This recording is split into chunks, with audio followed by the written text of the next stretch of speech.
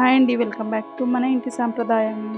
ఇవాళ వచ్చేసి తోటకూర వేపుడుని ఇలా తయారు చేశారంటే రోటీ చపాతీలోకి చాలా టేస్టీగా ఉంటుంది. ముందుగా 2 కట్టలు తోటాకు తీసుకొని చిన్న ముక్కలుగా కట్ చేసుకొని వాష్ చేసుకొని పక్కన పెట్టుకోవాలి.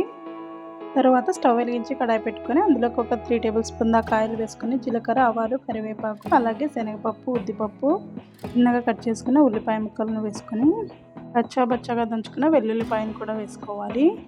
ఉల్లిపాయలు బాగా ఫ్రై అవ్వడానికి కొంచెం సాల్ట్ యాడ్ చేసుకొని ఉల్లిపాయ అంతా బాగా ఫ్రై అయిన తర్వాత ముందుగా శుభ్రం చేసి ఉంచుకున్న తోటకూరని వేసుకొని మిక్స్ అయ్యేలా కలుపుకొని ఒక 2 నిమిషాల పాటు మధ్య మధ్యలో కలుపుతూ మూత పెట్టేసి మగ్గించుకోవాలి.